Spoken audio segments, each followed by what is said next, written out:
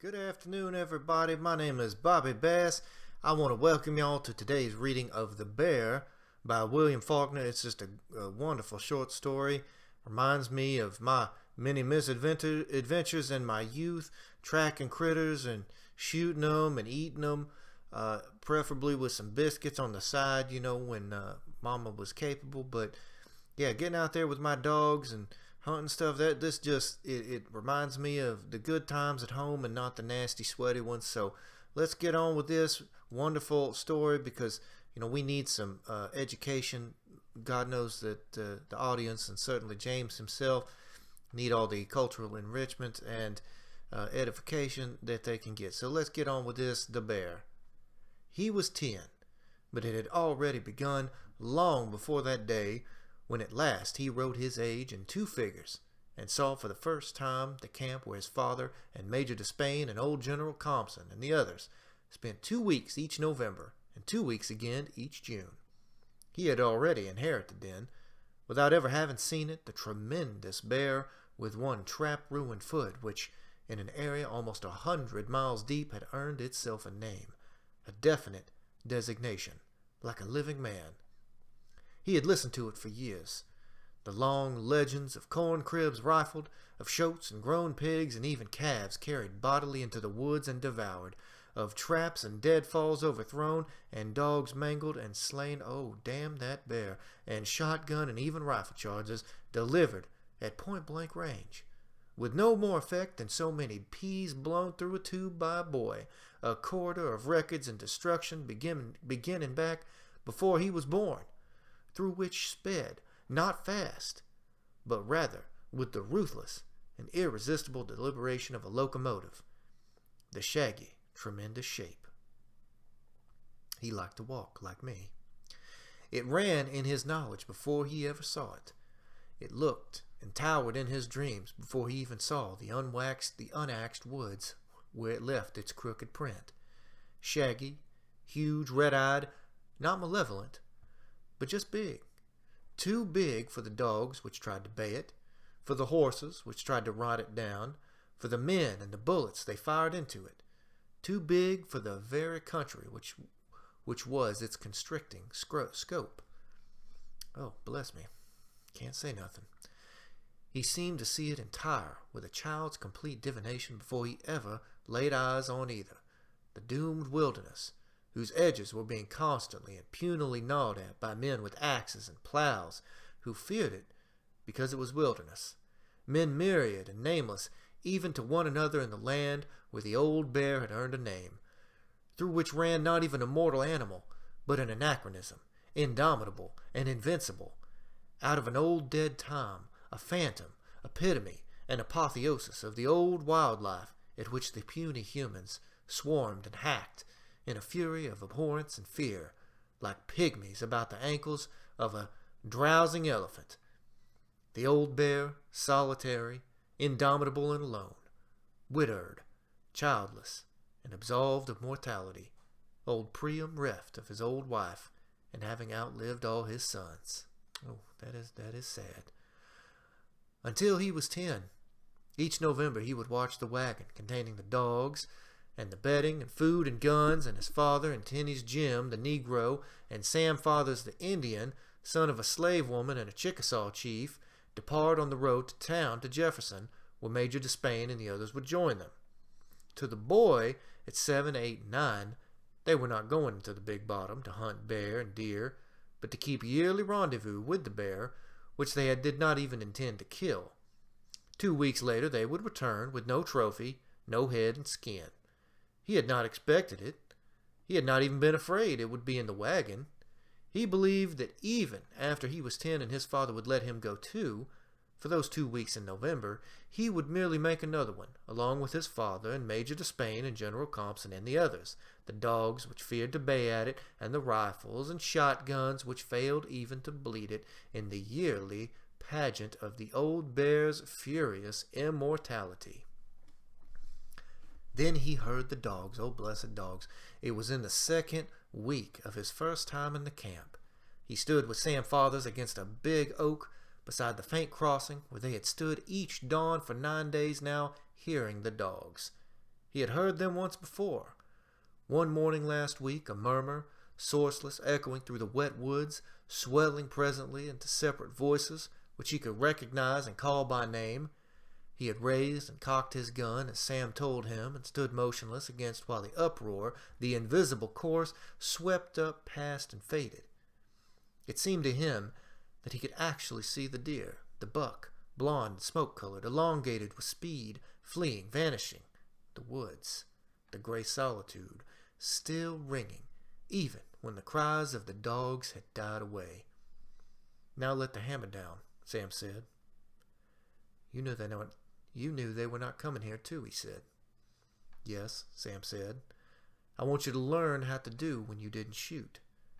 It's after the chance for the bear or the deer has already done come and gone that men and dogs get killed." "Anyway," he said, "it was just a deer."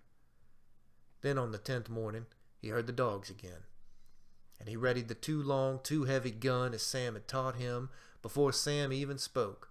But this time it was no deer, no ringing chorus of dogs running on a free scent, but a moiling yapping an octave too high, with something more than indecision and even abjectness in it, not even moving very fast, taking a long time to pass completely out of hearing, leaving then somewhere in the air that echo, thin, slightly hysterical, abject, almost grieving, with no sense of a fleeing, unseen, smoke-colored, grass-eating shape ahead of it, and Sam, who had taught him first of all to cock the gun and take position where he could not everywhere and then never move again, where he could see everywhere and then never move again. Sam had a lot of instructions, by God. Had himself moved up beside him, he could hear Sam breathing at his shoulder, and he could see the arched curve of the old man's inhaling nostrils. "Ha!" Sam said, "not even running. Walking. I like this bear." "Oh, Ben," the boy said. "But up here," he cried. "Way up here." "He'd do it every year," Sam said. "Once, maybe to see who in the camp this time, if he can shoot or not. Whether we got the dog yet that can bay and hold him, he'll take him to the river. Then he'll send him back home. We may as well go back too. See they look when they come back to camp." When they reached the camp, the hounds were already there, 10 of them, crouching back under the kitchen. The boy and Sam squatting to peer back into the obscurity where they had huddled, quiet, the eyes luminous, glowing at them and vanishing, and no sound, only that effluvium of something more than dog, stronger than dog, and not just animal, just beast. Because still, there had been nothing in front of that abject and almost painful yapping save the solitude, lemonade, the wilderness, so that when the 11th hound came in at noon, and with all the others watching, even old Uncle Ash, who called himself first a cook, hopefully he made good biscuits, Sam daubed the tattered ear and the rake shoulder with turpentine and axle grease. To the boy, it was still no living creature, but the wilderness, which, leaning for a moment down, had patted lightly once the hound's temerity. "Just like a man," Sam said. "Just like folks. Put off as long as she could having to be brave, knowing all the time that sooner or later she would have to be brave to keep on living with herself, and knowing all the time beforehand what was going to happen to her when she does it." Yeah, that's a tough situation. That afternoon, himself on the one-eyed wagon mule, which did not mind the smell of blood, nor, as they told him, of bear. I wish I had a mule, and with Sam on the other one, they rode for more than 3 hours through the rapid, shortening winter day. They followed no path, no trail even that he could see. Almost at once, they were in a country which he had never seen before. I have been in this situation. Then he knew why Sam had made him ride the mule, which would not spook. The sound once stopped short and tried to whirl and bolt, even as Sam got down, blowing its breath, jerking and wrenching at the rein, while Sam held it, coaxing it forward with his voice, since he could not risk tying it, drawing it forward, while the boy got down from the maud one. Then, standing beside Sam in the gloom of the dying afternoon, he looked down at the rotten, overturned log, gutted and scored with claw marks, and in the wet earth beside it, the print of the enormous, warped, two-toed foot. Oh, Jesus. He knew now what he had smelled when he peered under the kitchen where the dogs huddled.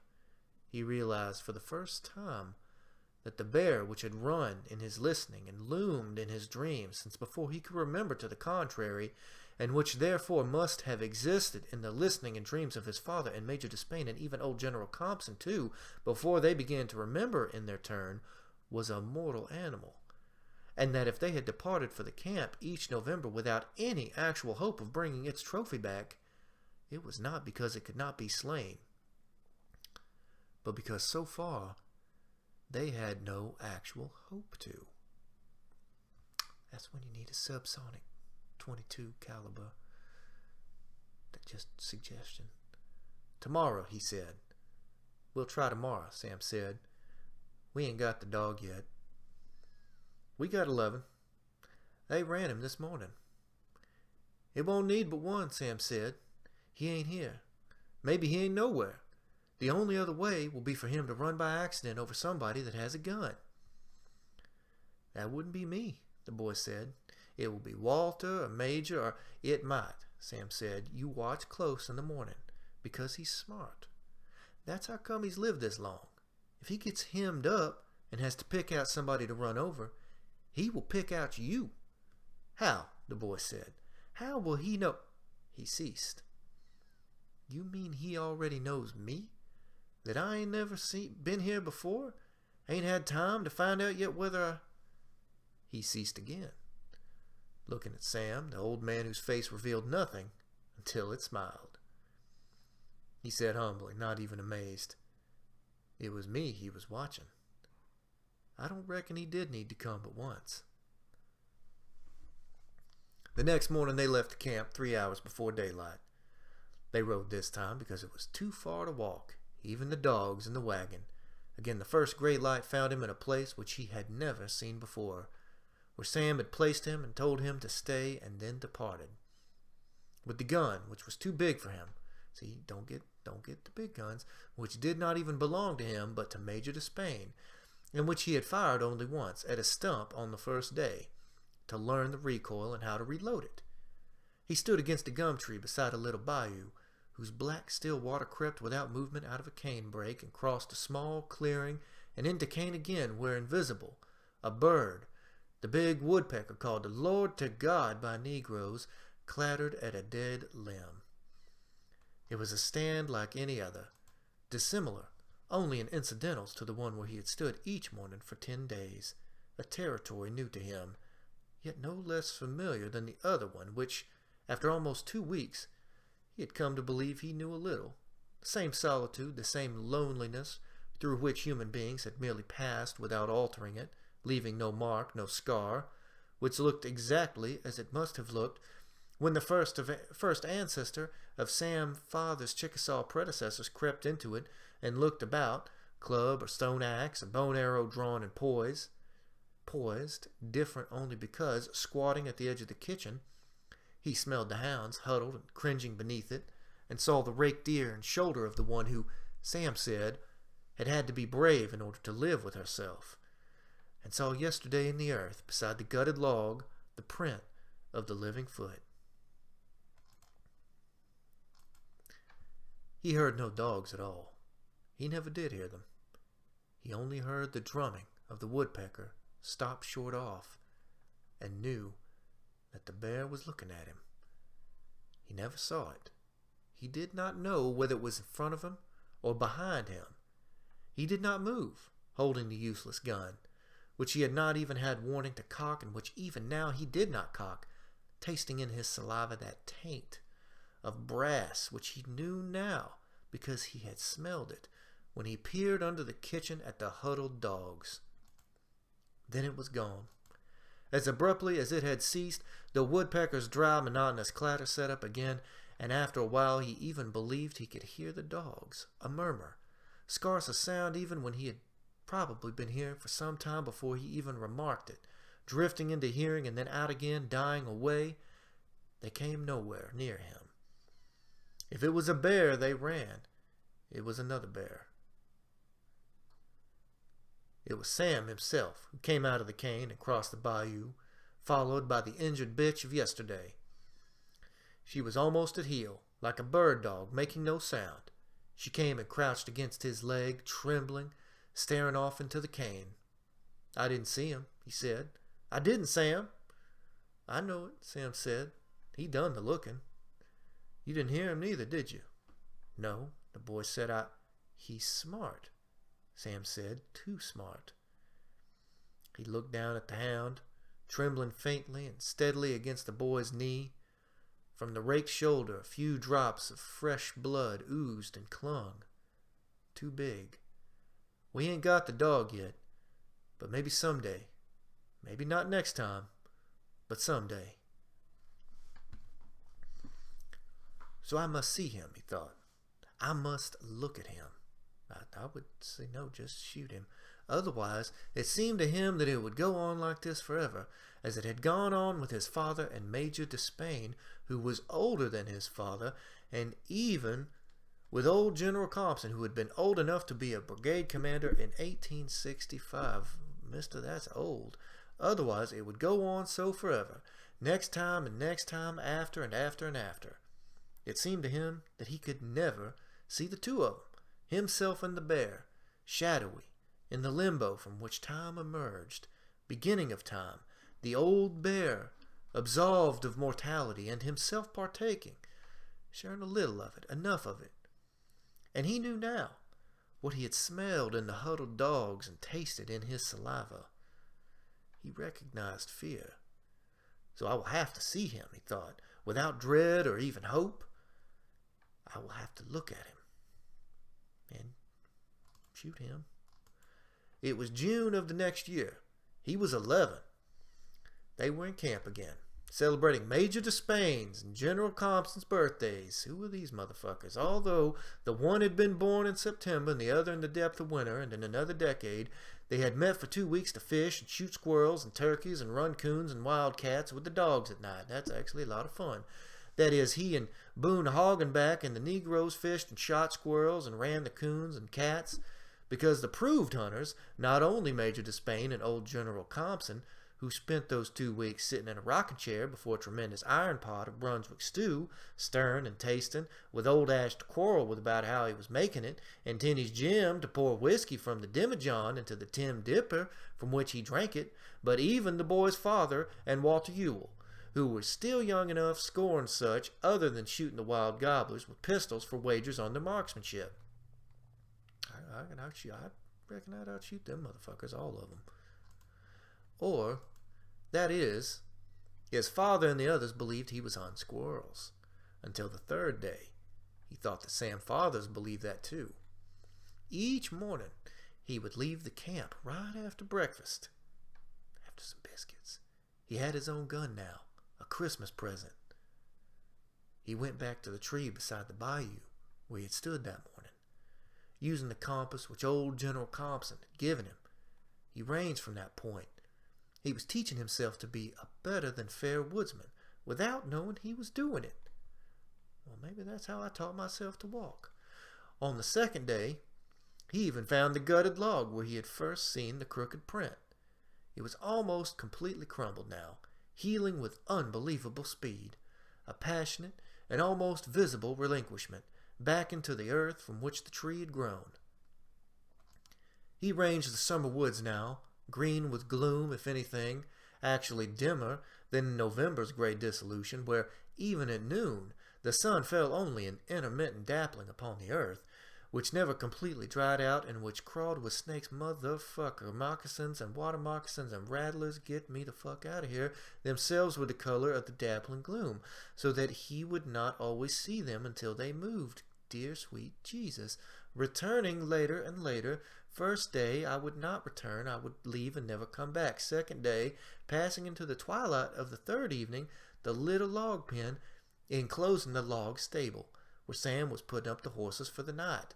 You should get on the horse, Sam, and get the fuck away from them snakes.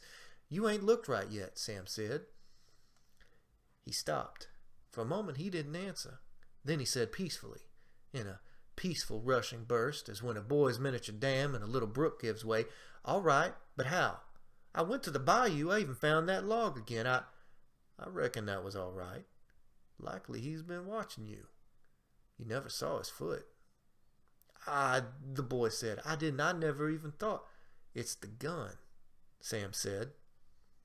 He stood beside the fence, motionless. The old man, the Indian, in the battered, faded overalls and 5-cent straw hat, which in the Negro's race had been the badge of his enslavement, and was now the regalia of his freedom. The camp, the clearing, the house, the barn, and its tiny lot, with which Major Despain in his turn had scratched punily and evanescently at the wilderness, faded in the dusk, back into the immemorial darkness of the woods. The gun, the boy thought. The gun. "Be scared," Sam said. "You can't help that.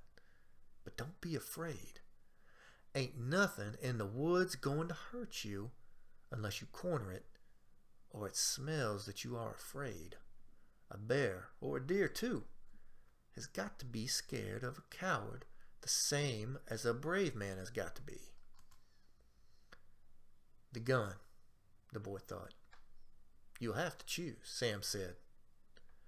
He left the camp before daylight, long before Uncle Ash would waken his quilts on the kitchen floor and start the fire for breakfast. Biscuits. He had only the compass and a stick for snakes. He could go almost a mile before he would begin to need the compass. He sat on a log, the invisible compass in his invisible hand, while the secret night sounds, falling still at his movements, scurried again and then ceased for good, and the owls ceased and gave over to the waking of day birds, and he could see the compass. Then he went fast, yet still quietly.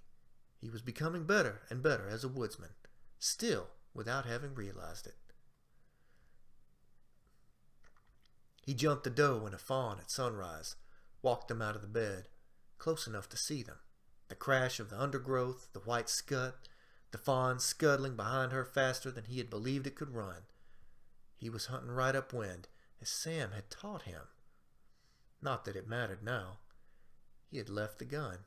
Damn fool. Of his own free will and relinquishment, he had accepted not a gambit, not a choice, but a condition in which not only the bear's heretofore inviolable anonymity, but all the old rules and balances of hunter and hunted had been abrogated.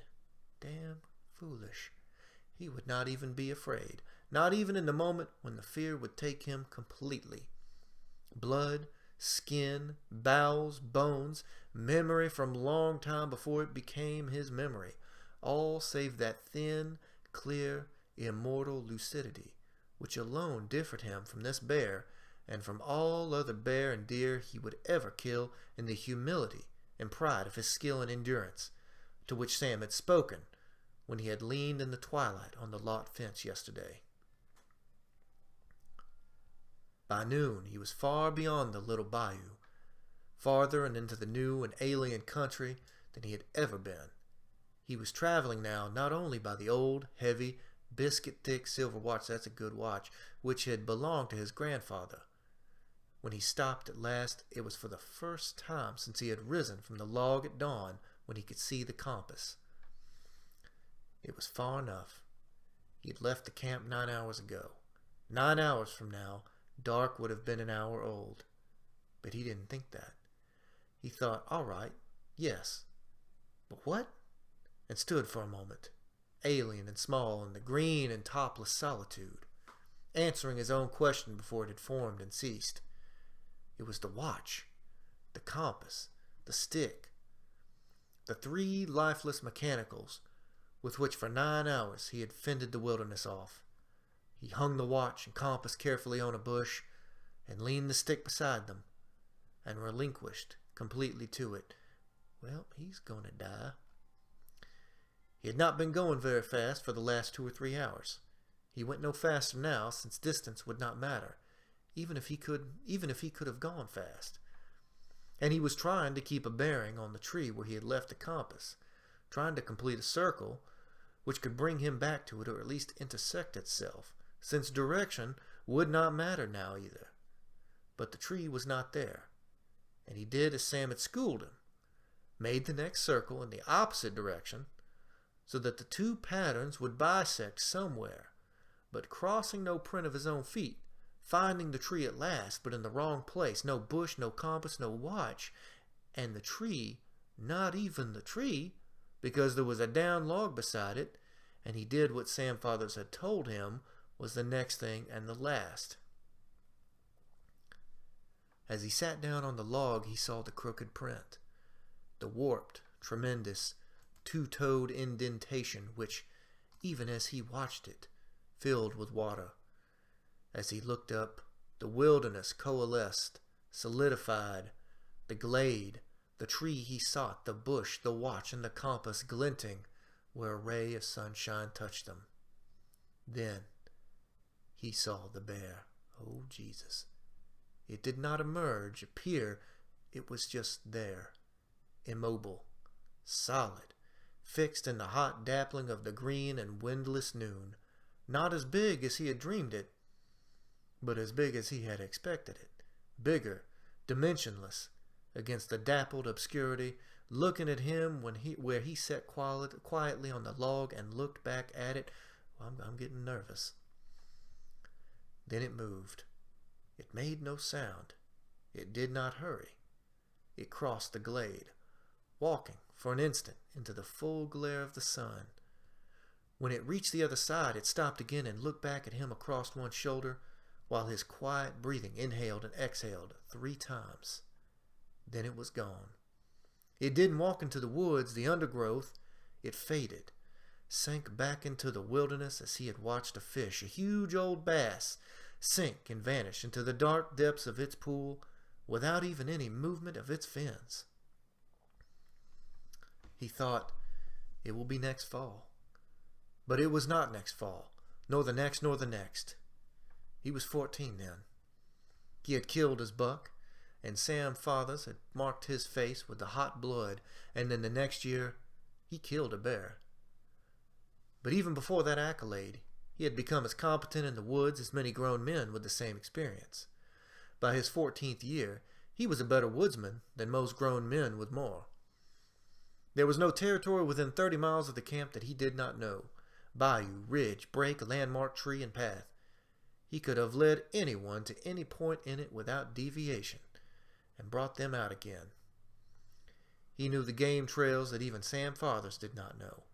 In his 13th year, he found a buck's bedding place, and unbeknownst to his father, he borrowed Walter Ewell's rifle and lay in wait at dawn and killed the buck when it walked back to the bed. That's pretty sneaky and impressive, as Sam had told him how the old Chickasaw fathers did it.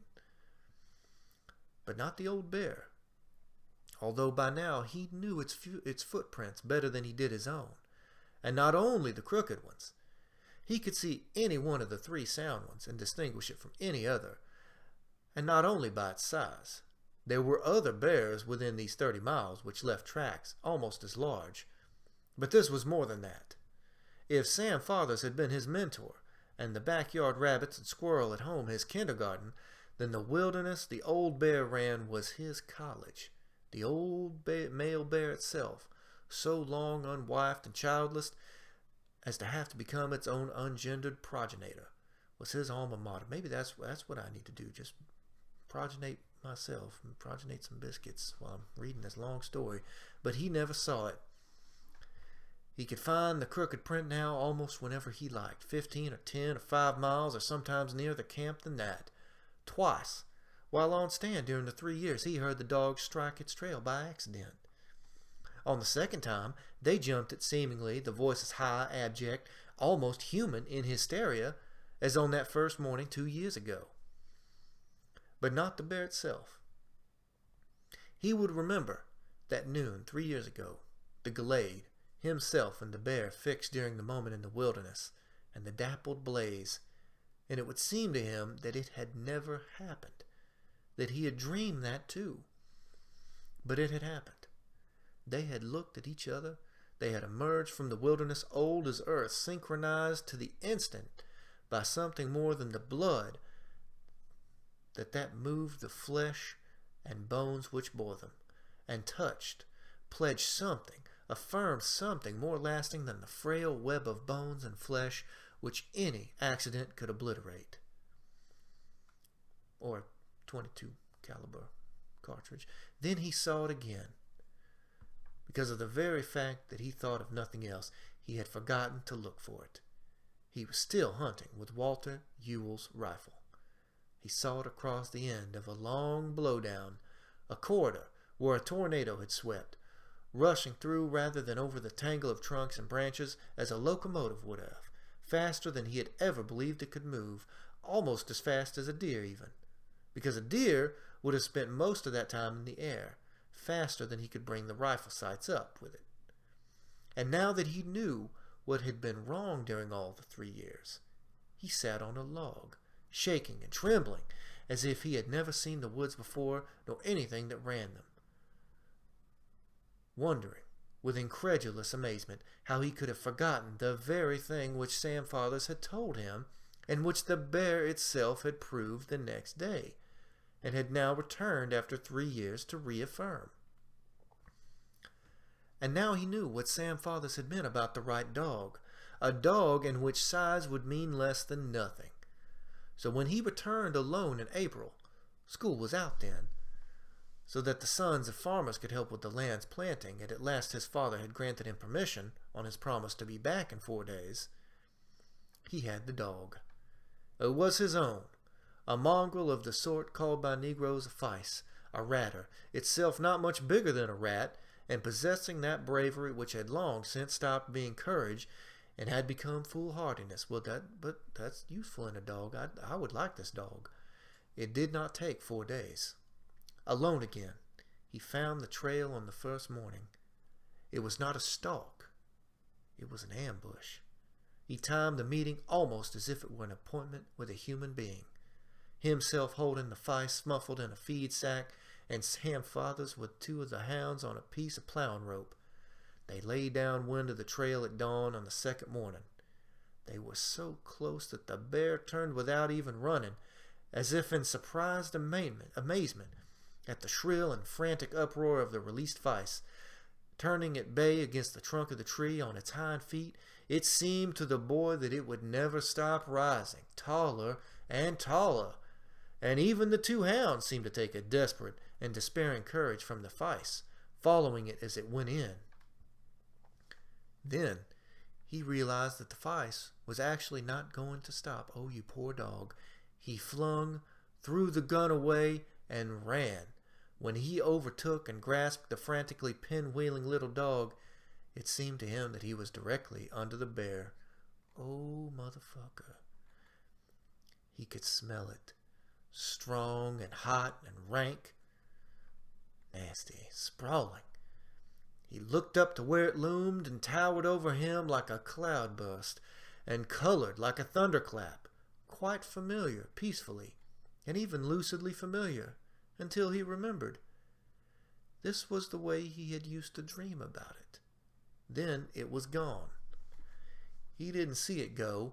He knelt, holding the frantic vice with both hands, hearing the abashed wailing of the hounds drawing further and further away until Sam came up. He carried the gun. He laid it down quietly beside the boy and stood looking down at him. "You've done seen him twice now with a gun in your hands," he said. This time you couldn't have missed him. The boy rose. He still held the vice. Even in his arms and clear of the ground it yapped frantically, straining and surging after the fading uproar of the 2 dogs like a tangle of wire springs, kicking the testes. He was panting a little, but he was neither shaking nor trembling now. "Neither could you," he said. "You had the gun, neither did you." "And you didn't shoot," his father said. "How close were you?" "I don't know, sir," he said. "There's a big wood tick inside his right hind leg. I saw that. But I didn't have the gun then." "But you didn't shoot when you had the gun," his father said. "Why?" But he didn't answer, and his father didn't wait for him to, rising and crossing the room, across the pelt of the bear which the boy had killed 2 years ago, and the larger one which his father had killed before he was born, to the bookcase beneath the mounted head of the boy's first buck. It was the room which his father called the office, from which all the plantation business was transacted. In it, for the 14 years of his life, he had heard the best of all talking. Major Despain would be there, and sometimes old General Compson, and Walter Ewell, and Boone Hagenback, and Sam Fathers, and Tenny's Jim, too, were hunters, knew the woods and what ran them.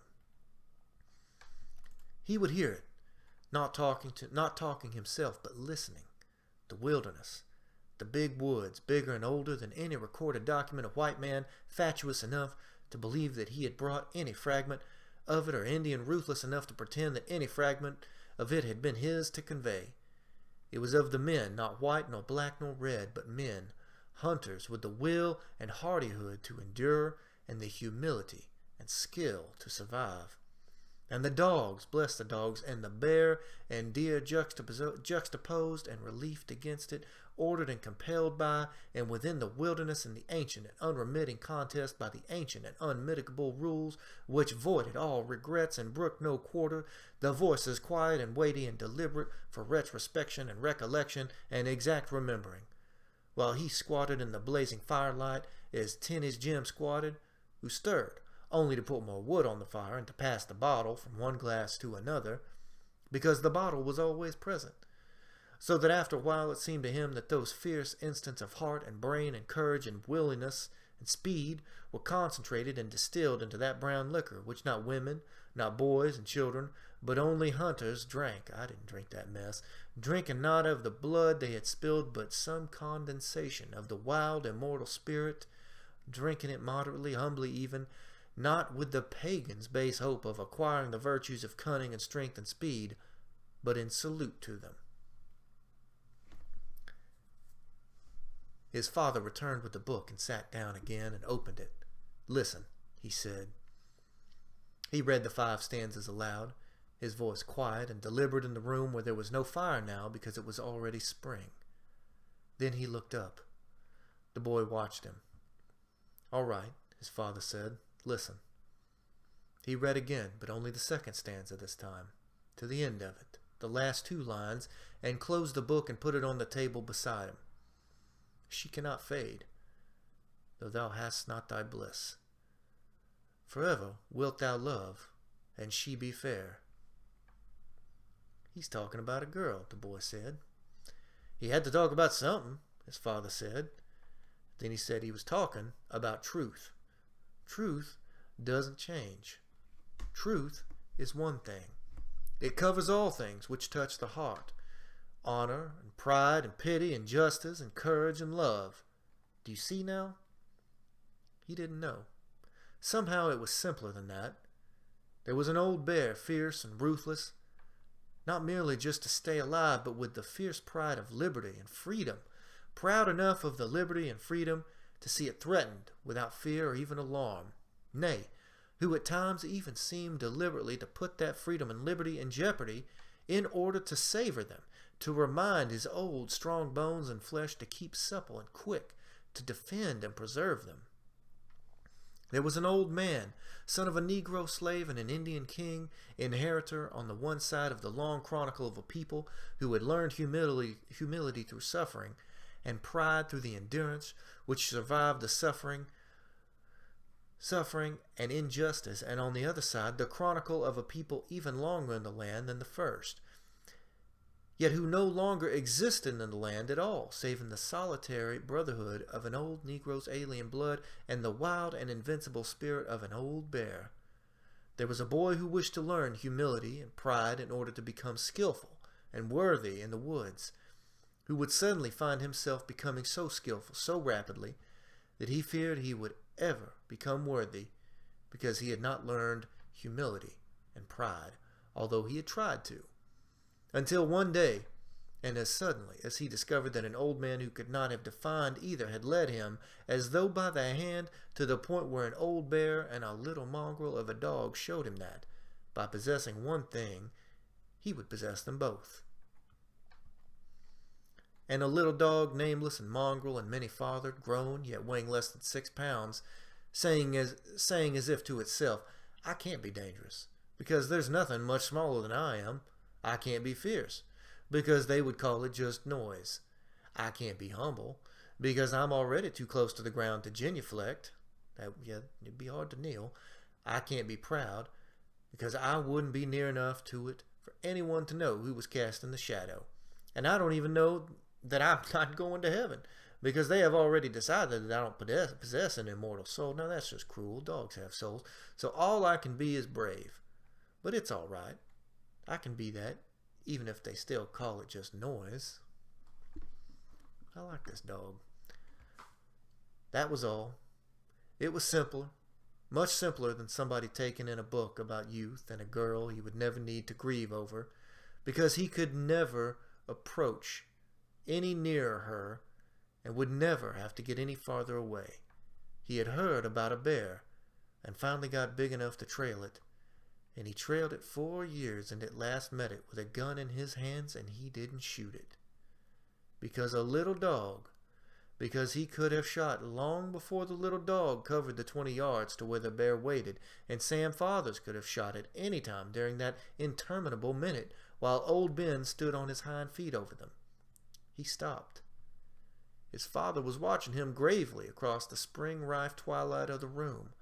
When he spoke, his words were as quiet as the twilight too, not loud, because they did not need to be, because they would last. Courage and honor and pride, his father said, and pity and love of justice and of liberty. They all touch the heart, and what the heart holds to becomes truth, as far as we know the truth. Do you see now? Sam and old Ben and Nip, he thought, and himself too. He had been all right too. His father had said so. Yes, sir, he said. Thank y'all all for listening. Oh my God, that was an exciting story, but I'll admit I'm a little exhausted. It's stressful, trying not to mispronounce words. There's all this pressure. I felt for the dog. He should have shot that son of a bitch bear when he had the chance. I don't care about all that duty and honor shit. I walked through the woods with dogs plenty of times. I shot critters. You start getting philosophical with them animals out there, that their philosophy is going to be eat your face. But again, that's why I'm not a great writer. Mr. William Faulkner, I will defer to your judgment. I'm sure you weighed in on the great philosophical topics while you stalked bears out in the woods of Mississippi. So we will honor your memory and this fantastic writing. Thank y'all all so much for tuning in to Some Guy's channel. We hope for more edifying experiences in the future. Y'all take care now.